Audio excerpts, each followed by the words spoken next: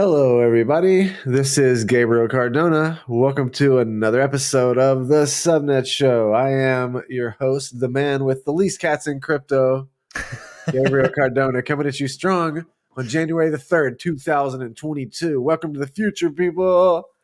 I'm joined as always by my friend, the amazing man with the least cats in crypto, the yin to my yang, Connor Daly. The most cats. The most Did I cats. say least? Oh, I'm sorry. Oh, Shoot. unless something changed in the future. I don't know what happened there. It's true. The future's awfully nice. It's quieter. So we are pre-recording this episode, It's actually closing still out 2021. 2021 for us, but trying to kick 2022 off with a bang. Mm-hmm. So yeah, we wanted to do what we've been talking about, or the title of the show, the Subnet Show. We get comments probably every single week, literally, of people saying, "You don't talk much about subnets. What's up with that?" And there's a couple reasons for that. I think primarily that has to do with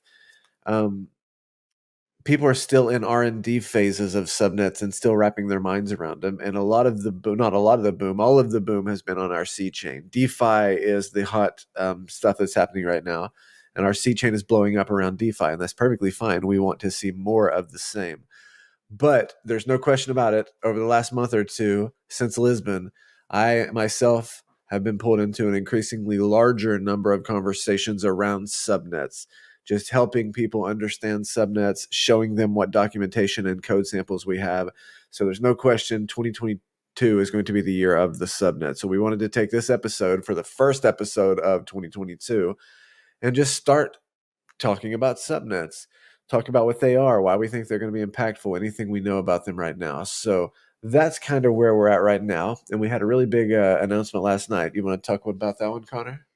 So this episode is going to be your one-stop shop for subnets and learning about them and getting intro to them. So we're going to start off with talking about what subnets are, why they're important, and then what Gabriel and I see as being the future of subnets, why they're so important, why they're going to be fundamental to not only Avalanche's success, but I think the success of the blockchain industry in general.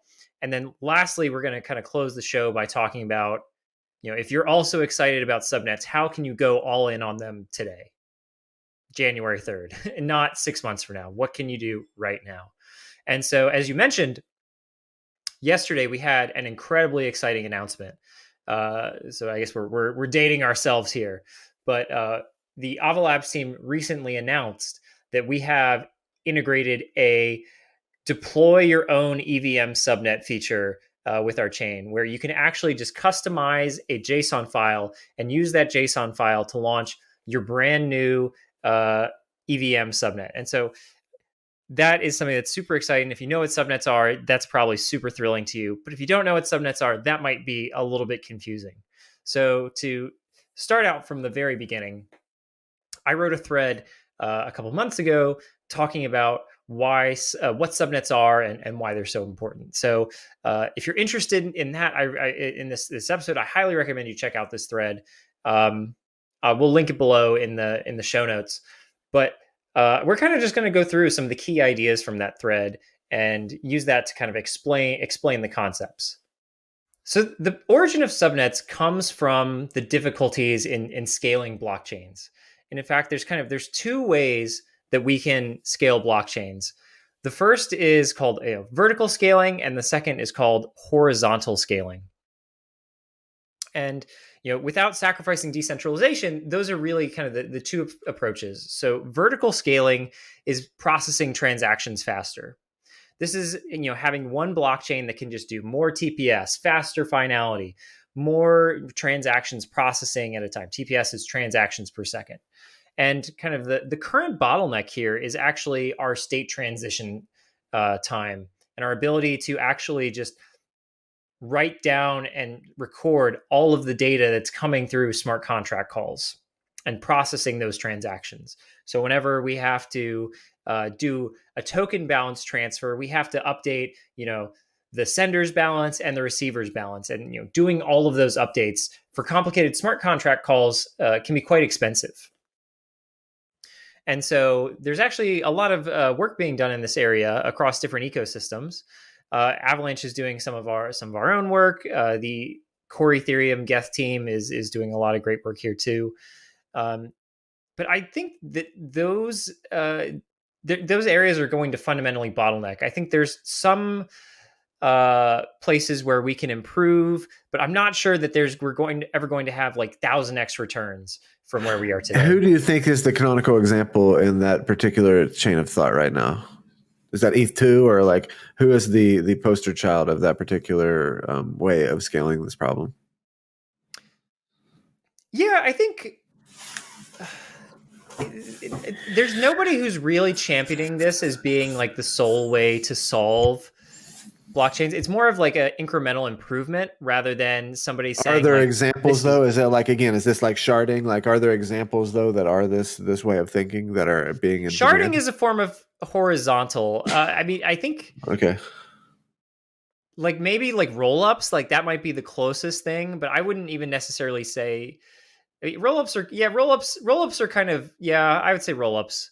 So that's like doing compression, trying to fit more data in a smaller amount of space. That would be a kind of like horizontal scaling, but also just everyone does this automatically. But I think it is going to be fundamentally limited, and you're not necessarily going to be able to uh, keep doing it forever. Like Moore's law, it's like eventually going to run out. And so you said the So bottleneck here is the state transition function. So when you've just got a massive state like Ethereum, it just takes a long time in theory, or a lot of processing power, or what, to this transition between states? yeah, it's just that the data structures themselves are not really super optimized right now. Um, so for example, there's a data structure called like the Merkle tree that Ethereum uses extensively. It uses a lot of different versions of Merkle trees, and there's like 5 of them, and you end up having to do like 6 or 7 like writes to disk for each like transaction, and it's very like the writes themselves are not contiguous, and it's just very inefficient with how data is being stored. You can fix some of those efficiencies, use different data structures, maybe replicate, maybe you actually write more data overall or like read more data, but you just have like fewer disk accesses that would help you write a faster client. But at the end of the day, there's going to be bottlenecks that are like, correspond with like hardware speed and things like that. And the bottlenecks we see today, are they because of naive implementations, or are they just because there hasn't been a new type of trie or something that we need yet because nobody's taken the time to discover it, or both? I'm not the most qualified to answer that question, Sure, but yeah, it's okay. Yeah, I I understand. yeah, Yeah. So I was I certainly wondering. wouldn't say it's naive implementations. Yeah, I when think, I yeah, say that, I definitely don't mean that as an insult. I think you know what I mean. It's like a yeah, first yeah. draft, right? Somebody just did something, and now we have a more. I think that is fair to say. Is just there's solutions that were looked good at the time that when you then throw a billion millions of users at it and years Right, of exactly. cruft and tech debt, just have problems that if you were starting from scratch you might not necessarily run into if you had all that knowledge. Yeah, exactly. Okay, fair enough. And then, yeah, like you're saying, there's been people who've been trying to do things such as, rewrite the EVM or different things like that. And so that's one potential way forward. But you're saying you don't think there's any more than 1000x improvement there. I mean, the number is kind of arbitrary, but there are going to be, There's a ceiling. Yeah, there's a you ceiling. cannot achieve infinite scalability. And even 1000x where we are today probably isn't enough, Sure. because kind of what blockchains are trying to do, and if you want to become a world computer, that means you need to take all of the computation globally that people are doing on their phones, on their desktops, on their IoT devices, on their TVs, and moving all of that from being on different systems into kind of a singular distributed system. Like that is far more than 1,000 times current capacity. That's maybe like, I don't know, a billion times current capacity, something like that. So we need much more than 1000x. It's not a way to scale infinitely. It'll give you some, we can improve there, but we're going to hit diminishing returns at some point. So, how can we lock the key to infinite scalability is the question. Okay. And so that's more horizontally. Exactly. So there's, like I said, there's 2 types of scaling: vertical scaling and horizontal scaling. So horizontal scaling is basically replicating the number of blockchains you have and trying to process them in parallel. So if you have one blockchain that can do, let's say it does 10 transactions a second, you could vertically scale it so that it does 100, if a 10x improvement, it could do 100 transactions per second. Or you could scale it horizontally and basically replicate it potentially an infinite amount of times. And so you could also create 10 copies of that blockchain and run them all at 10 transactions per second each. And then you still have 100 transactions per second of a total throughput for your system, but it's just spread across multiple chains. Got it. And as long as you had different types of dApps that have different separation of concerns, that would work perfectly because you're still solving the problem of each individual dApp by just giving it its own network and its own virtual machine and its own set of validators to do its own thing. And it doesn't have to worry about anything to do with the other stuff.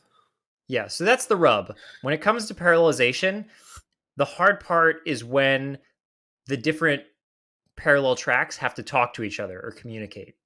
And so sharding is actually, ETH2 sharding, that is a horizontal scaling solution where they want to break up the Ethereum chain into a bunch of smaller chains and have them come together back to some global consensus. So that can be the limiting factor that determines how many shards you can have or how performant they can be. Because, in the worst case, they can like kind of reduce to a series execution order, which gives you no benefits of parallelism. And this is exactly how like processors work as well, with like different cores and things like that. If you ever have taken a computer science like architecture course, they talk about how the compiler will make or you'll have different threads of execution, and they will running in a single core is really easy. But if you're going to run the same process across like multiple cores or multiple processes that are using the same memory, you have to make a lot of tricky trade-offs to understand and optimizations to think about when you can use certain data and when you can't, or when you have to invalidate it and potentially recompute things versus doing things optimistically. This is why concurrency is a nightmare, right? Yes. Yeah, and there's languages like Golang or Rustlang that have APIs specifically to solve this hairy problem. But it's more of a problem because computers are no longer getting fast; they're getting more parallel, right? So isn't this the problem that everybody suffers from?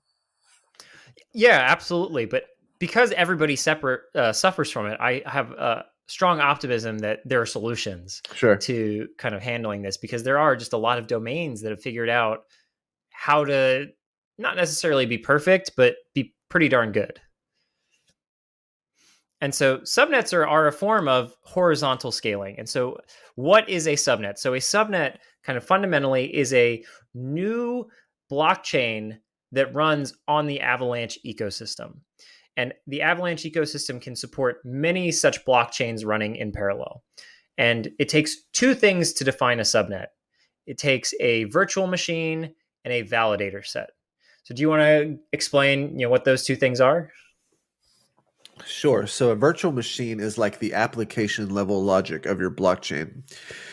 And the way to think about it is it's like in object oriented programming, you have a class, and that is a blueprint where you describe an object, and then you can create instances of that class that are called objects. In Avalanche, you have a virtual machine, which, as I mentioned, is the application level logic of your blockchain. Technically speaking, it is a state machine. So you have the state of your blockchain, and there's a state transition function, and there's an API through which users can interact with your blockchain. Typically, transactions like on the AVM, you have a base transaction where you can send money back and forth. You have a create asset transaction, an operation transaction, import transaction, export transaction for doing cross chain swaps, create subnet transaction, add validator transaction, create blockchain transaction. So there's all of these different transactions which trigger state transition functions, and then we on Avalanche will abstract away all of the networking. You don't have to worry about the data structures. You don't have to worry about the consensus. You get all of this out of the box. So that's virtual machines. Virtual machines are the application level logic, and a subnet is like a dynamic set of validators. So whenever you create a subnet, you can you have a whole range of regulatory compliance and hardware requirements, all kinds of stuff like that that you can bake into the app. You can say every one of these validators needs to be in a certain legal jurisdiction and meet KYC AML requirements, etc. They have to have these hardware requirements, and you can have a spectrum of public to private. And then you can have cross subnet asset transfers. So today you can move assets back and forth between the X chain and the P chain and the C chain. In the future, you'll be able to move assets back and forth between different subnets. So last night we launched the subnet EVM, right? So now you can launch your own instance of the EVM. And that's a huge milestone. Perhaps now we can circle back to why that's a big deal now that we've touched on what a subnet is. Today, think how many teams out there are going to launch their own layer 1 EVM. There's still a lot of people that are going to do that, if for no other reason than R&D. You can now do that on Avalanche. Yeah, cut me off at any time. I'm going to keep going forever. You can do that on Avalanche now. So we should hope to see a lot more of these layer 1s deploying their EVMs on Avalanche. Yeah, I mean, if you look at the blockchain ecosystem, there's so many chains that are running a version of Ethereum, whether as their main shtick or as a side shtick. I would say an Avalanche is a side shtick. A lot of people confuse it for the main shtick. Subnets are our main shtick. But you can actually basically launch Binance Smart Chain with the tooling we built yesterday in under a day, which is pretty incredible. Oh, huge. Yeah, huge. And so that's just with the EVM. You can launch the AVM, you can launch the timestamp VM. So just to recap, so like why are subnets a big deal? So I think they're from a building perspective, if they let you build your own blockchain on Avalanche and all you have to provide is the virtual machine, so the application rules, and then the validator set, who can participate. Is it open to the world, or is it private, or is it something in between? And so this means there's a few consequences of this. So one, just so Gabriel mentioned there's a few different virtual machines. So there's the Ethereum virtual machine that everybody knows. Bitcoin script, that's another virtual machine. Solana's Solana's backend, that's a virtual machine. Cardano has a virtual machine. Yep. You can run any of these virtual machines on Avalanche. You can run Bitcoin on Avalanche. You can run Solana on Avalanche. It's huge. The other thing, or go ahead. Yeah, well, just the cross asset transfers. So a lot of people know about the network effect. The network effect is Metcalfe's law, where the value of the network is proportional to the number of network nodes in the network, and for every node that joins, the value of the network increases for everybody else. And the network effect is like gravity. So it's like the more and more people use and develop on a platform, the more people will be drawn to it, which will in turn draw more people to develop for it, etc. But there's also this idea of compound network effects. And compounded network effects are like amplified, like network effects with network effects. And they usually show up in social platforms. And the value of the different sub networks in this compound network effects they call Reed's law can ultimately just drive these exponential growths in value. And so I just really think that our subnets are primed for these compound network effects, because imagine if somebody launches there's already people working on this. Imagine when they launch a Bitcoin subnet. And so now there's a Bitcoin script virtual machine running on Avalanche. Somebody took the existing Bitcoin UTXO set and airdropped it into this subnet. So now all the people who are Bitcoin holders now hold this Avax Bitcoin. It's running with Avalanche consensus, not Nakamoto consensus. So it's doing 4,500 transactions per second. It's getting near instant finality. And then you're able to swap that asset over to the EVM or, whatever. That's really, really, really powerful. Yeah, you made two really great points. So one is that you get the best parts of Avalanche for free. You get Avalanche consensus. We figure out basically what the next block is for you. You get that for free. You just have to determine what happens when we get that block. How do we process it? What constitutes a legal transaction? What's an illegal transaction? But we take care of the next block problem. You don't have to worry about, being proof of stake or proof of history or any of these things. And you don't have to worry about your language. I want to point that out. So right now, our Avalanche full node is written in Golang, but the way we have it set up, we already have another virtual machine. There's already a lot of virtual machines that are coming into focus. We've been talking about them a lot at work. There's another one called the Chain RPC VM. And what it allows you to do is we have this gRPC API, this interface. And if your language of choice can implement this interface, then you can actually run your virtual machine. Say you write it in, a different language, C# or Rust, because they both have a gRPC libraries. you implement your virtual machine, you implement this gRPC API, and then you can run your virtual machine in a separate process than the main Avalanche Go process, and it uses a gRPC client and server API architecture. So that's even more rad because you don't have to use Golang. You can use any modern language which supports gRPC, and that's really, really cool. And then the other point that you made that I wanted to kind of just pick up and highlight is you get instant access to liquidity if you launch your subnet on Avalanche, because building bridges is a hard problem. It actually is very annoying. You have to set up relayers. You have to have all this kind of like infrastructure on both sides of the chain. You have to have For every chain you want to relationships. You have connect to to. have business development relationships. There's multiple teams that need to be involved. 4, 5, 6, 7, 8, 9, 10 teams. It's a big project. It's a giant pain. But with Avalanche, one of the key features that we're building is instant asset transfers to allow you to move any asset from any subnet into your subnet. So if you launch your new subnet, people can bridge their ERC20 tokens to you without having to build any bridges. It's just built into the network so that you can get all of the access to the entire liquidity of the Avalanche ecosystem right away. You can start getting users from day one without having to build all this extra infrastructure. And I'll say, if you're trying to build your own layer one, I mean, that's who many of the people who should be building subnets are.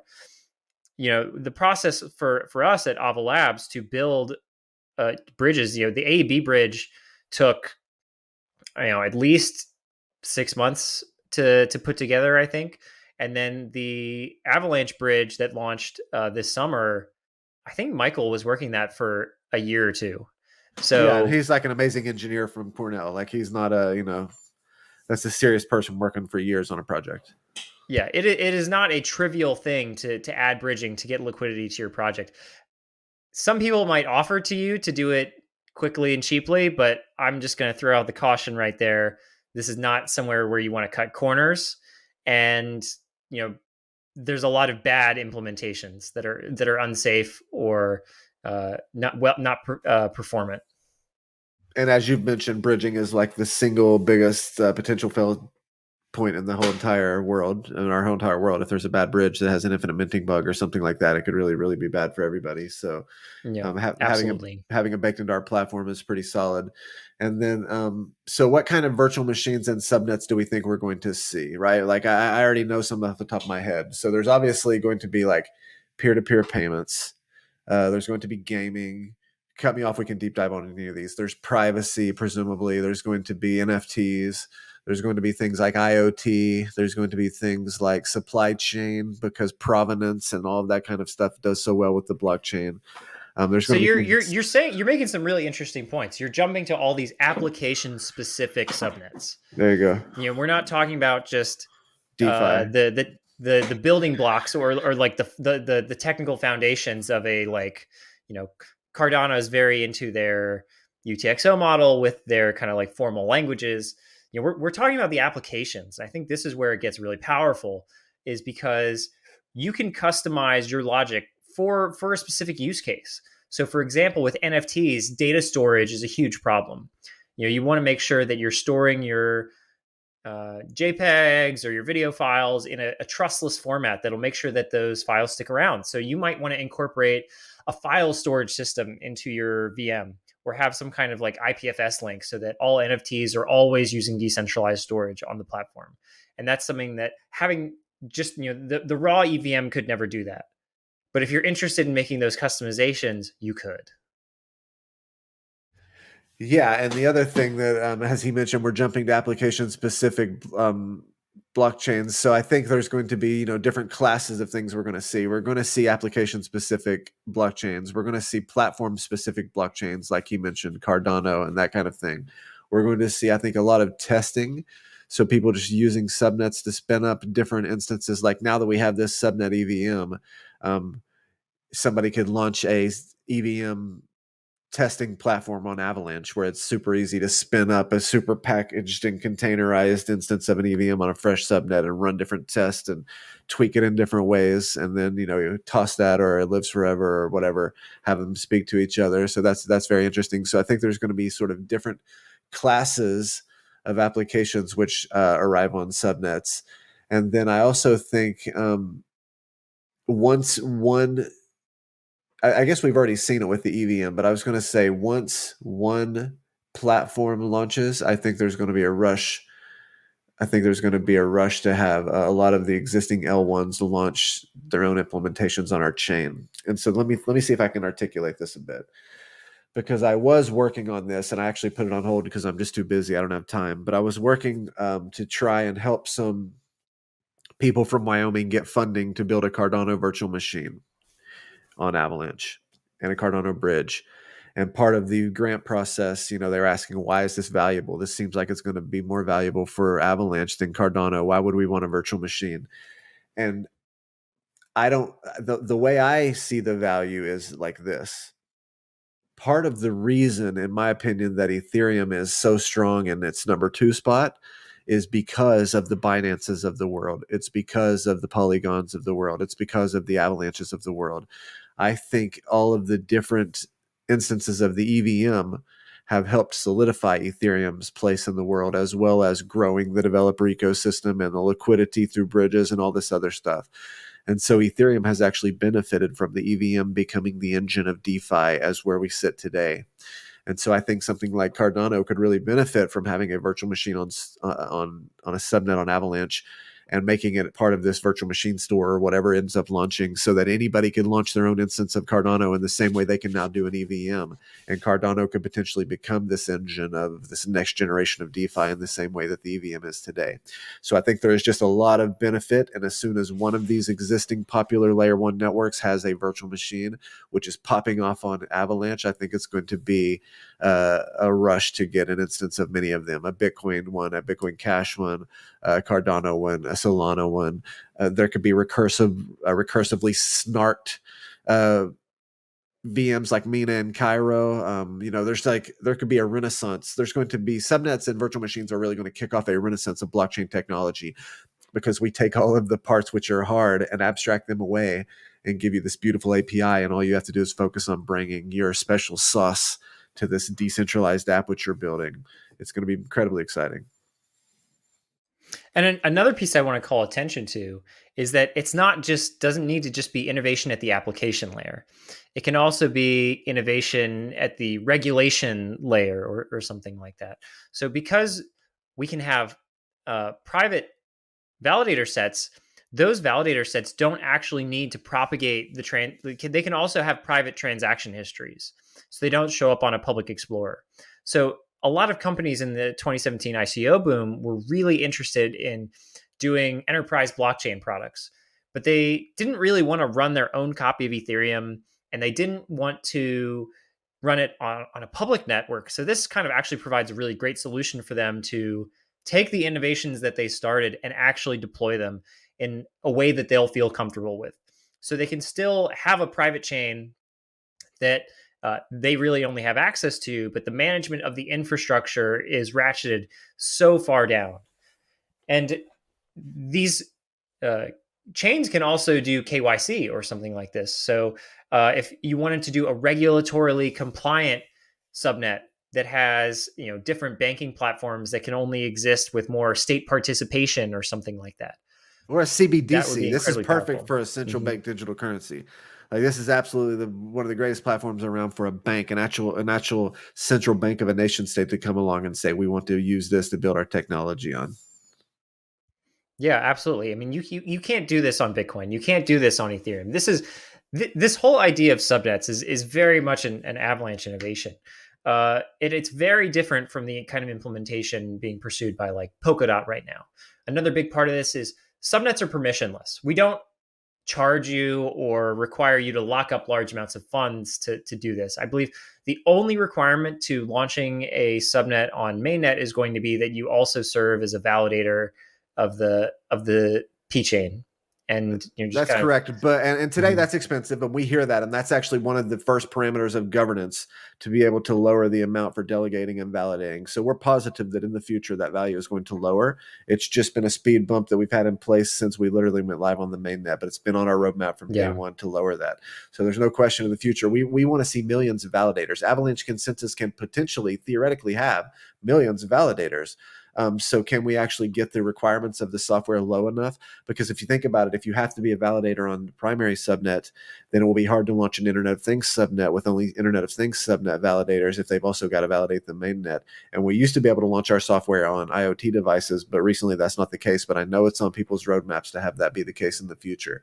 And so, yeah, that's very important as well to, as he mentioned, the only fee is that you have to stake to be a validator, but that's going to, the value, the amount that you have to stake is going to decrease over time. Yeah. So at the initial, the reason that we haven't just unilaterally changed this is because we don't want to. We think that this is like a really important network decision, and the company wants to make sure that it's decided through governance rather than through dictatorship. And so we've been waiting for actual like governance to be implemented on the P chain so that the validators themselves can vote. Yeah, and I wanted to mention something else with regards to Polkadot. A lot of people see us as competitors. They see us as competitors with different chains. Sometimes we're an ETH killer. I spend a lot of my time debating how we're different than Solana. Sometimes we are like Cosmos because they have zones, and sometimes we're like Polkadot. In the context of Polkadot, as far as I understand it, not being a Polkadot expert, there are only 200, I believe, Polka slots or whatever the word is. It can only be 64 parachains. I think. Yeah, there it is. So there's only 64. That's even less. The point being, there's like this auction process where every year or two you have to re-auction your slot. To me, that doesn't sound great at all. Number one, 64 is not a lot. Like that's 64. That's a hell of a small number. What are those 64 going to be exactly? They're going to have to be platforms of their own. They'll launch different kinds of apps on them to have any value. And then every year or two having to re-auction my spot. What if you have like the game-changingest DApp of all time? What if you're the next Facebook and somehow you fuck up and don't get the auction or something and you lose your slot? That's messy. I don't dig that at all. And that's where, being permissionless, anybody can participate. There's no limit to the number of subnets that we can have that we know of. Engineering challenges may always crop up, so you don't want to like super overpromise there. But the goal is to make it accessible. We want people to do this, and if you can have essentially infinite subnets, we think that the end state of that might even be having one subnet per DApp. If you have an app that's big enough, you could run Pangolin on its own chain. That's how you can get infinite scalability, where if you can process 2,000 transactions per second, very few apps need to do much more than that. Sustained, especially over time, eventually the backlog is going to empty out if you get 2,000 a second solid. Exactly.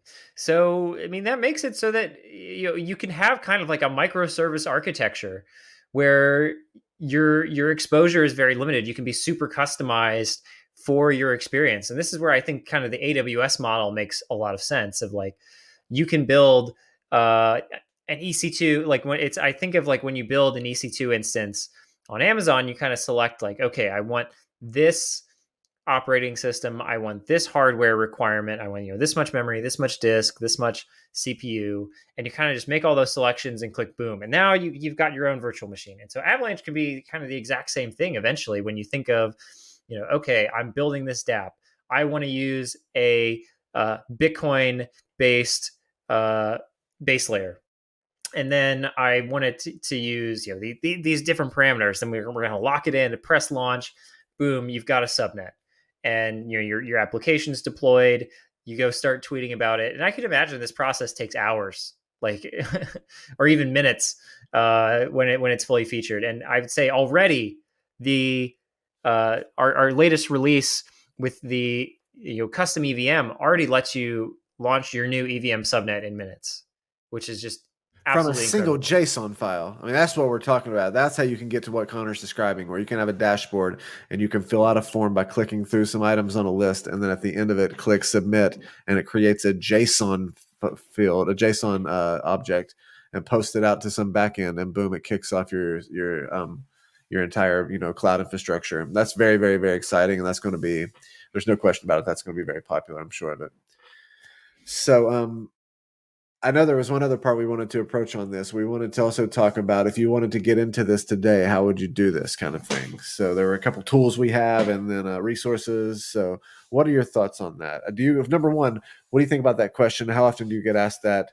It seems to me like there is a mad rush right now to get into the Web3 space. It could be that we're hiring a lot, so I'm interviewing a lot of people, or at least I'm meeting a lot of people. But I get a lot of people reach out to me who aren't through Ava Labs. I'm talking about just people who ping me and say, "I want to be an intern. I want to be a Web3 dev. How do I do it?" So I think the cat's out of the bag, and there's a lot of people who've got their eye on Web3 and want to enter this ecosystem. What do you think? Yeah, I mean, absolutely. I mean, one, if you're super interested in this, you should definitely apply for a job at Ava Labs. But if Which is that's not your thing, avalabs.org/careers. Go check it out. We're yep. hiring across the board. No question about it. But if that's not your thing, if you want to kind of like grow your runway, I totally would encourage that as well. And I think there's a lot of places where you can get into this. And the most in demand thing right now from everyone that I've talked to a lot of companies about this. They are interested in if you do run your own subnet. One key piece of information we left out: you can choose what token you use to fund that subnet and to pay gas. So this is another just super important thing of, let's say you don't want to pay Avox. Let's say you want to launch your own token. If you're running a Pangolin subnet, let's say you want to pay your fees in PNG. You can do that. And especially with cross subnet transfers, you can export PNG from the C chain and allow holders to import it on the Pangolin chain and pay all their trading fees in PNG. And That's power. you can change your virtual machine. You don't have to burn the fees. You could give the fees to the miners, right? You can do whatever you want in your virtual machine for your validators. So you can incentivize validators by saying, "Man, not only will you can pay and ping and whatever, but we give you the ping for the fees instead of burning them like they do on the main subnet." That's a whole other thing that I think different type of fee structures are going to be very, very rich experimental ground in different subnets. And you can capitalize this from day one. So you might see on Twitter some people toss out the term ISO, or initial subnet offering. If you want to raise funds for your project, you can do that. You can do a Genesis block with a token allocation that you give away to all your users. You can do an airdrop. There's tons of ways to capitalize on this and monetize your work on subnets. But go ahead. Yeah, I was just going to say we already have in the the new local network runner, there's an API for creating your own custom Genesis. And I was just talking with Patrick about it yesterday. One of the things you could do with the custom EVM is whenever you spin up a subnet, you can do airdrops and stuff like that in the custom Genesis there as well. So that's pretty exciting. Yeah. So back to your earlier question, how do you get involved today? What does that look like? So I think the first thing is just kind of exactly what I mentioned. I have this vision for this dashboard for building subnets, and I think with our first tooling with our JSON configs, it's time for that. I think if there's a really ambitious young subnetor, as the memes call them, try to see if you can build a React front end that allows you to launch a subnet from your browser. Like, if you could do that demo, it would be amazing. You would get so much love on Twitter from the Avalanche team and from the whole community. Check out the Ethereum boilerplate that we're passing around, the Morales one for our hackathon. It's ridiculous, all the different high-level components there. That's where that what you're describing should go there. There should be a React component or two that you just drop into a page and it creates exactly what you're talking about. Build a dashboard where you can build your own subnets by clicking through some different options. Today, you could already have AVM and EVM. So at the top, you could talk, or timestamp VM. We've got 3 different examples that you could already have as like a demo. Yeah, so I mean, I think that's a really cool starting point. There's also a really achievable project. Yeah, there's also a couple of libraries. We have AvaSim. So we have AvaSim, which is like a really easy way to spin up a simulator of your virtual machine. So go check out AvaSim. Go check out the 5-node network. Go check out the subnet EVM. With regards to skills, it never hurts to learn something like Golang. I think as you on-ramp into this and you have to interface with Avalanche Go, you're going to probably want to have some Golang skills. Is that it? Or if you could only focus on one language, that would be the one, right? I think so today. Yeah. Some people love Rust. So it just kind of depends like what side of that religious war you want to fall on. Mm-hmm. I don't really have as much experience in Rust, but I think Golang is a really good choice. But Rust is also not a bad choice. But if you're interested in the Avalanche ecosystem in particular, I think Golang is probably a little bit better, unless you're really interested in some of the, I think Polkadot uses some Rust. So if you're interested in like bridging Avalanche and another ecosystem that uses Rust, then maybe Rust is a better fit. Yeah. Either of them are solid languages to know for a good career path forward. There's a lot of opportunity in both languages. If you're competent, you can get a good paying job, I think, with Rust or Golang in the future for what it's worth. Absolutely. So now once you have, if you're interested in going a little bit deeper, you're not a front end developer, you don't want to build a web app. What are other things you can do to get involved in subnets? So I think if you're interested in experimenting, mess around with our EVM JSON config. It's actually really hard to experiment with EVM.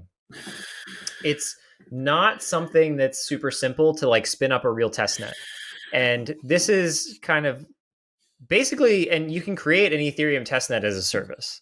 And so if you want to play around with the EVM and messing around with it, this is a fantastic place to do so. This is going to be real popular, man. It's going to be interesting to see. I wouldn't be surprised if we see Ethereum developers build tooling like what you're describing, a testnet type scenario where you can just spin up and test EVMs. That wouldn't surprise me at all. Then, so the next thing would be, try to build a real one, not experimental. Like try to look at how you could use an Ethereum subnet to build a differentiated blockchain on top of Avalanche. Could you do something that's application specific? Pay the gas fees in your own token. Like tons of ways to innovate here. Now, if we're getting even more complicated, more ambitious, you don't necessarily have to build just an EVM-based system.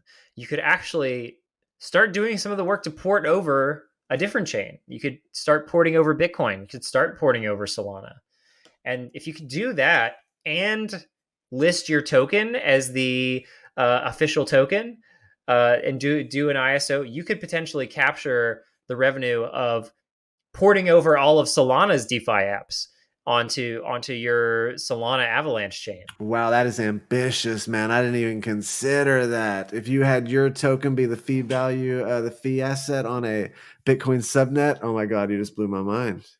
You just blew my mind. Because Solana is the only one who runs a Solana subnet right now. So all the code that's written for Solana, you could basically be the first to capture it on Avalanche. Wow, that's amazing. That is so cool. And that is a significant revenue opportunity if you can pull it off. Like, heck yes.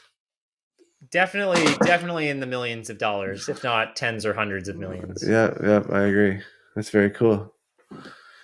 So yeah, then another option, the nuclear hardest option would be to start creating a VM from scratch.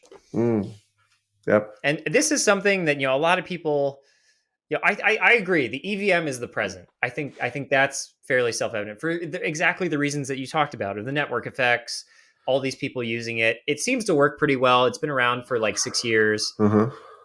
We fixed all the gaping security holes in it. We've survived. It's Lindy. But, when we look at the history of computer science, everything that we've invented has been replaced. No matter the network effects, processor architectures, operating systems, applications. There's nothing that we're still on Gen 1 on that what didn't come out in the last few years. And so I don't really see any reason why blockchain virtual machines would be the same way. And this is why I think somebody can make something that's better than the EVM. I really don't think that it is the most optimal thing that was ever created, because it would literally be impossible. There's too many lessons learned that people can have. And so eventually somebody's going to build something better. I'm not saying it's going to be us, but eventually somebody will. And this is the thing about Avalanche is Avalanche's identity is not tied to our seed chain. Avalanche's identity is not tied to the EVM. We have the flexibility to become whatever the world evolves to. Whatever the future VM launches on Avalanche that is superior, we can move adoption. We can change our identity. Where if you're somebody like Solana, or if you're somebody like Ethereum, it's a bit harder to justify ditching the EVM because that's who you are, or justify ditching the Solana system because that's who you are. And moving away from that would be an existential crisis. Whereas for Avalanche, we kind of embrace that adaptability and upgradability. Yeah, I agree 100%. That's part of our, we actually get stronger with each one because we learn and we grow into an entirely new paradigm. And as you said, we can shift and have new business relationships and new identity. It's very, very exciting. It's one of the coolest, it's the best architecture I've seen in the blockchain space. And it's just so incredibly compelling. Nice summary, man. Is there anything else? Let's see. I thought there were 3 points initially we wanted to talk about. Did we get all three of them? Yeah, we did. We talked about, we introed subnets. We talked about Woo! what our most recent announcement meant for launching EVM chains, and then Mm-hmm. we talked about how to get involved with subnets. Okay. All right. So, yeah. So now in theory, it's 2022. By the time you're seeing this, we are back at work after having a nice Christmas vacation with our family. And I believe that 2022 is going to be an insane year. 2021 was more than I expected. There's no question, as you know, as I said, looking back on the past year, it's greater than I expected. And I just, now that I know what to expect, I think 2022 is going to be more of the same. For each one of these subnets that launches, it's going to have its own network. So think about all of the dApps that are live on the C chain. And now just imagine an entire new one that's all gaming, right? And imagine another one that's all hardcore financial services, not DeFi, but like traditional shit. And just imagine another one that's this and that. And just imagine each network is hundreds and hundreds of companies and, millions and trillions of dollars. And it's just very exciting to see the heterogeneous nature of the environment once we start getting these different subnets to take off.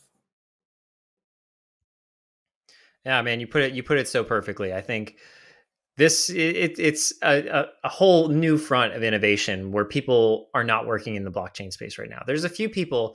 I think Polkadot and Cosmos are the closest competitors for kind of this like horizontal scaling world. ETH2 sharding is also kind of similar, but I think the vision of having microservice dApps, each in their own subnet, is just really unbeatable. Or having the public private distinction and like allowing enterprises to run their own subnets, or allowing enterprises to run their own public subnets with their own gas tokens so that their users don't have to pay fees. Like it's incredible. And I think that is something that, it's going to be so powerful moving forward. And it makes me, yeah, super bullish about Avalanche, super stoked to be involved and like on the front lines.